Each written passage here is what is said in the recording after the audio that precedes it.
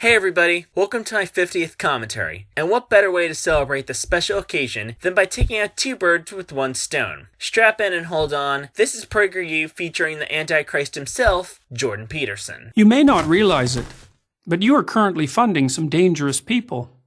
They are indoctrinating young minds throughout the West with their resentment-ridden ideology. Funny, that's the exact same thing I say whenever people try to justify PragerU as a real university. They have made it their life's mission to undermine Western civilization itself, which they regard as corrupt, oppressive, and patriarchal. Undermine Western civilization? Aren't you being a bit dramatic? Nah, we want to improve it. Get rid of the corruption, oppression, and patriarchy. If you're a taxpayer, or paying for your kid's liberal arts degree, you're underwriting this gang of nihilists. Nihilism is on all sides. The so-called dark enlightenment is right-wing nihilism that wants to return to medieval forms of government. Idealism is more on the left than the right. The right has more apathy, like, bad stuff happens to good people? Doesn't affect me, not my problem. You're supporting ideologues who claim that all truth is subjective, that all sex differences are socially constructed, and that Western imperialism is the sole source of all third world problems. Funny coming from the guy who uses lobsters to explain human behavior via some weird pseudo-anthropology. They are the Post-Modernists, pushing progressive activism at a college near you. They produce the mobs that violently shut down campus speakers, the language police who enshrine into law use of fabricated gender pronouns, and the deans whose livelihoods depend on madly rooting out discrimination, where little or none exists. Okay, stop it right there. You have no leg to stand on talking about campus speakers, some of whom include alt-right or alt-light types like Ann Coulter, when someone on your side sent in bomb threats to force Anita Sarkeesian to cancel a talk at a university. But of course, you'll just say she just made it up as you've done all these years, right? And let's not forget Milo Yiannopoulos outed a trans student in front of everyone, provided her dead name and everything. This was the last straw for many people. Their thinking took hold in Western universities in the 60s and 70s, when the true believers of the radical left became the professors of today.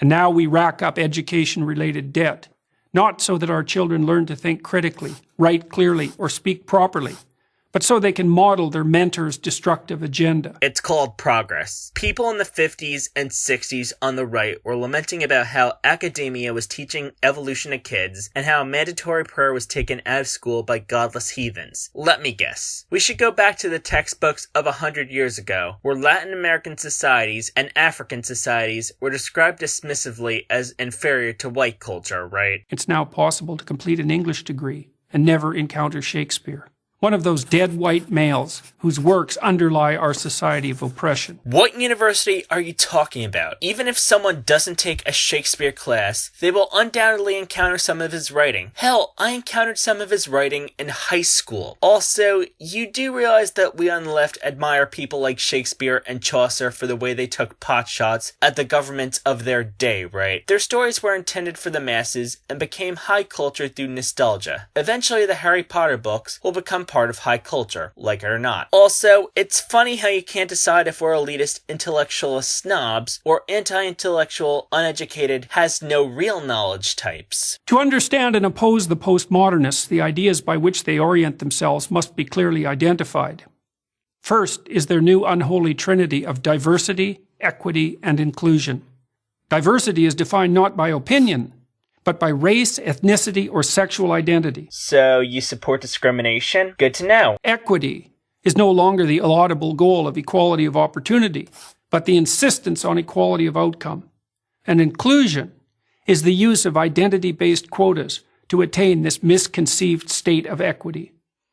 All the classic rights of the West are to be considered secondary to these new values. More like they're an expansion and progression of our traditional values of the 1700s. Remember, the Constitution was written in 1776, and claiming to the world of 1776 for policy decisions would be as foolhardy as if our founding fathers looked back to the policies of the time of Henry VIII for guidance, or people in Henry VIII's time looking back to the time of Canute. Other than nostalgia, there's no reason to stay glued to the past. Take, for example, freedom of speech, the very pillar of democracy.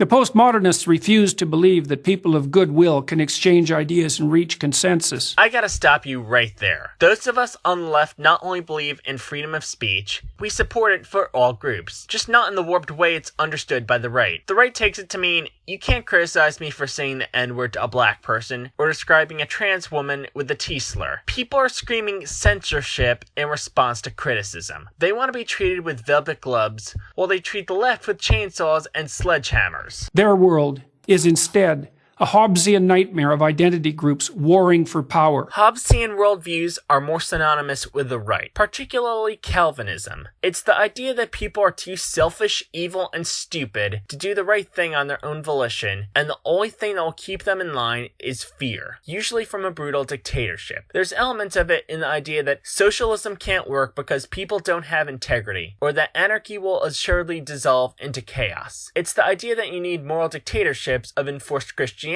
and enforce draconian laws. It's the idea that people need their morals dictated to them. The people are too selfish and evil to work together cynicism of Hobbesism runs counter to the ideas of egalitarianism and freedom on the left. They don't see ideas that run contrary to their ideology as simply incorrect.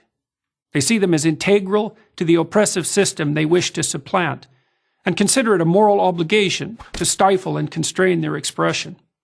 Second is rejection of the free market, of the very idea that free voluntary trading benefits everyone. Voluntary trading, in its truest sense, is socialism. I need to borrow your ladder, you need to borrow my lawnmower. We both give them back, or we can expect the other side won't be as trusting from then on. I know where you're going with this, though. You're going to say that capitalism is the best thing ever, right? They won't acknowledge that capitalism has lifted up hundreds of millions of people, so they can, for the first time in history, afford food, shelter, clothing, transportation, even entertainment and travel.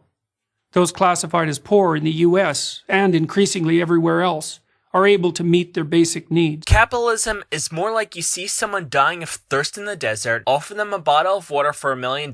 They have to take the deal or they'll die. So the capitalist exploited them and forced them into an insurmountable debt in a situation that wasn't a fair trade. Meanwhile, in once prosperous Venezuela, until recently the poster child of the campus radicals, the middle class lines up for toilet paper.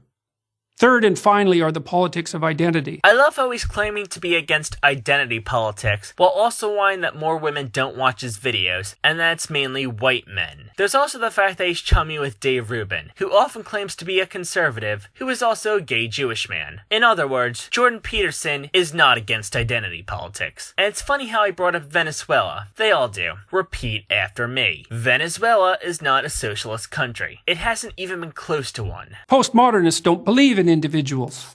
You're an exemplar of your race, sex, or sexual preference. You're also either a victim or an oppressor. No wrong can be done by anyone in the former group, and no good by the latter. Such ideas of victimization do nothing but justify the use of power and engender intergroup conflict. All these concepts originated with Karl Marx, the 19th century German philosopher. Marx viewed the world as a gigantic class struggle. The bourgeoisie against the proletariat, the grasping rich against the desperate poor. But wherever his ideas were put into practice, in the Soviet Union, China, Vietnam, and Cambodia, to name just a few, whole economies failed and tens of millions were killed. Should someone tell Peterson that the countries he mentioned were state capitalist and not communist in any way, shape, or form? We fought a decades-long Cold War to stop the spread of those murderous notions. But they're back, in the new guise of identity politics. The corrupt ideas of the postmodern neo-Marxists should be consigned to the dustbin of history. Instead, we underwrite their continuance in the very institutions where the central ideas of the West should be transmitted across the generations.